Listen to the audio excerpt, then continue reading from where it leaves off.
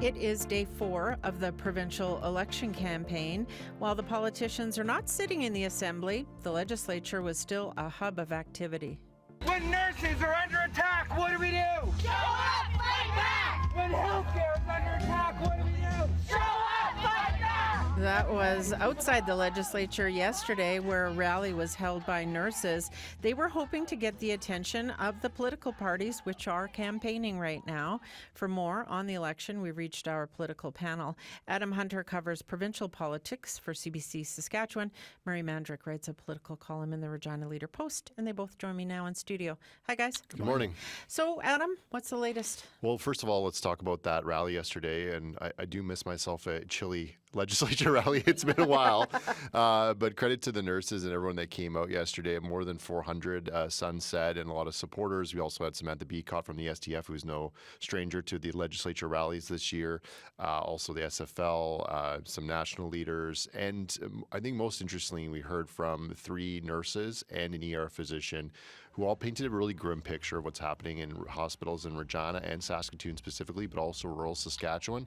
We had stories this week about 350% overcapacity in the ER, RUH in Saskatoon, running out of oxygen. And a few of the nurses there spoke about, if there was a mass casualty event, they wouldn't be able to handle it because there's no capacity. They spoke about this being worse than some of the peaks of COVID, just because they can't get people moving through the hospital because everyone's showing up in the ER. Lack of family physicians. And the last message was really, they seemed very angry. And I think when you hear the stories, you understand why. But there was a lot of, if you're going to have a candidate at your door, they have to tell you what they're going to do about healthcare. And Tracy Zambori, the Sun president, saying they have to do it and put it in writing. And when Scott Moe was asked about this in Prince Albert yesterday, he said, we've hired nurses, we're bringing more in, we recognize this is a problem, but we have to do more. And the frustration, I think, from Sun and what they've said over the last number of months is the government hasn't sat down with us, they're ignoring us, they won't even come and speak at an event yesterday. And we've asked for this nursing task force. And then you go a couple days ago, right before the campaign, the Sask party says, well, we're going to have a nursing task force, but we're going to include all these other unions in it. And that's not on for Sun. They said, we want something specific.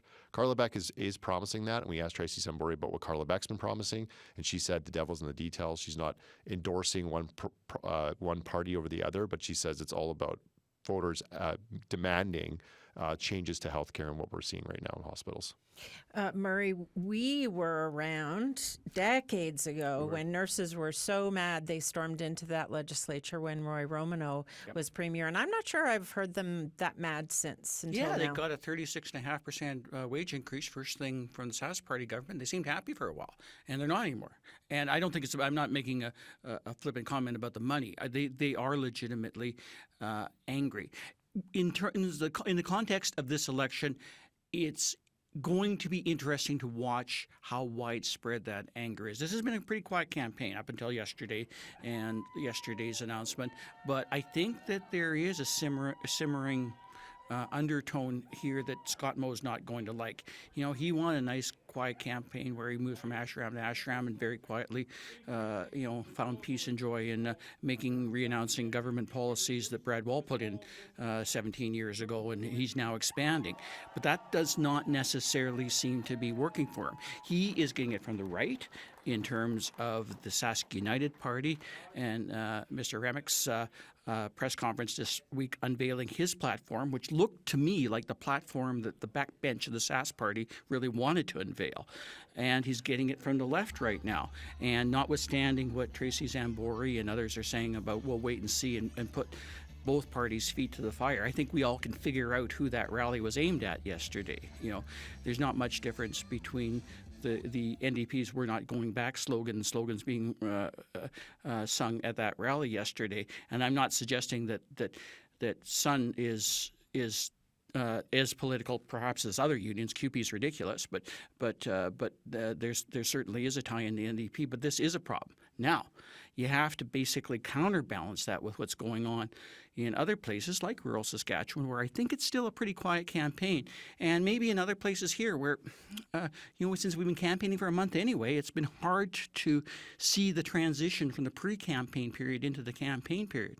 Maybe yesterday signals that transition in a very big way. I guess it's going to be interesting to wait and see how that unfolds. I want to ask you a bit more about Sask United Party and the policy that you think would speak to some backbenchers there, but of the Sask Party. But Adam, what is the mood? Because sometimes even more than announcements, you just get a sense of things out there. I think the one, and we'll hear from Scott Moe and Regina today, so I haven't been able to see him yet, but I've been watching all the announcements. And what stands out to me from that, just watching them, is it's Scott Moe in front of a Sask Party backdrop, and Scott Moe only. And Scott Moe's answering all the questions. Scott Moe is running the gamut on topics, and he's making the announcements on what the party is promising and what they're going to re-up with some of these programs they've announced this week.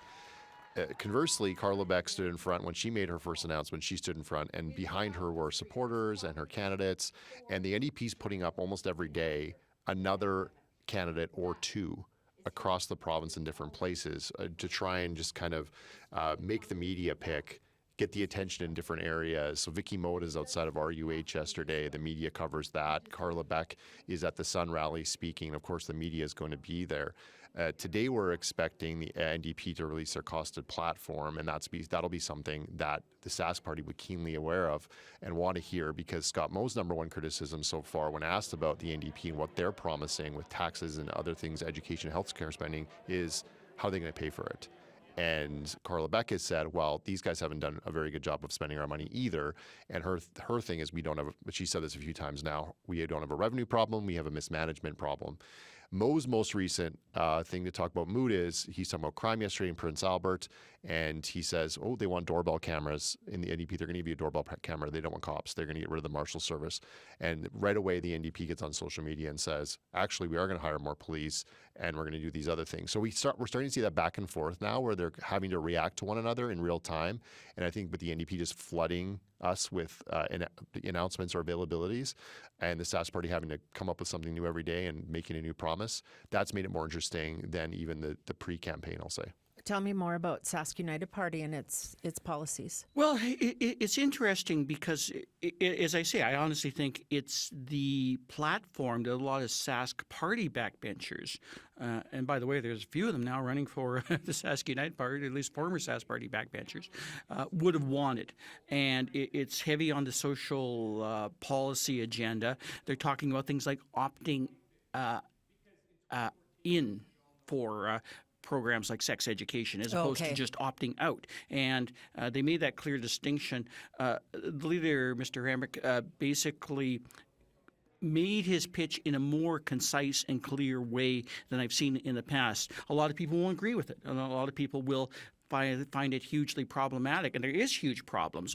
The Sask Party could be making hay of the fact that he's basically cutting the PST in half, eliminating the gas tax, $2 billion plus hit each year, not really explaining how he's going to make up for the revenues other than, we're going to charge the potash companies more in both taxes and royalties, which never goes so big with potash companies from my limited history of the last 40 years. They can, and farther back than that. So I don't know. It's a bit naive and a bit silly to think that there's these magical solutions that haven't been tried that they now think can work.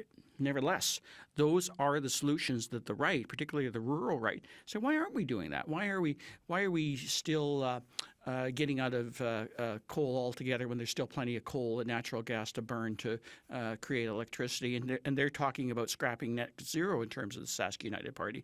They're talking about a lot of programs about bringing back historical rights in education, although they say that doesn't necessarily mean that they won't be teaching the treaties anymore and everything else. They're talking about tearing or putting back up the statues that were torn down. And there's an audience for that in this province. And the problem for Scott Moe is the problem that we saw at the end of the last election when a mere 17 Sask Party or Buffalo Party candidates scared the Sask Party, and he addressed them immediately on election night, as you'll well remember.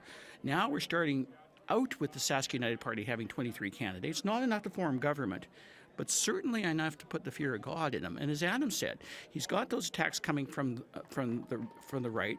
They're somewhat, in some ways, similar to the attacks coming from the NDP and the left, because a lot of it's about competency in government, running big debt, not managing the affairs of the province properly, which was the Sask United Party overall message this week, which is kind of similar to what you're hearing from the attack. So it's a little bit different that way. As I said earlier, if Scott Moe was hoping for a short, quiet campaign, which is to his advantage, he might not be able to get what he wants. It's just going to be interesting to see whether that translates much further than the cities, the Regina, Moose Jaw, PA, Saskatoon corridor, the double lanes of which they're traveling up and down with occasional pit stops in the city, because that's where the fights are. My interest is whether all this produces either the NDP or the Sask Party going out in the country and basically thinking, okay, we got to go there now because there's actually going to be fights in those rural ridings that for the last 25 years, all parties have written off because they're automatically going to the Sask Party. So that's the next thing to watch for in terms of developments. And the Sask United Party, once again, plays a major role in that because I think that's where their most successful candidates will be. Thanks very much, you guys. You're very welcome. That is Adam Hunter, who covers provincial politics for CBC Saskatchewan, and Murray Mandryk, who writes a political column in the Regina Leader Post.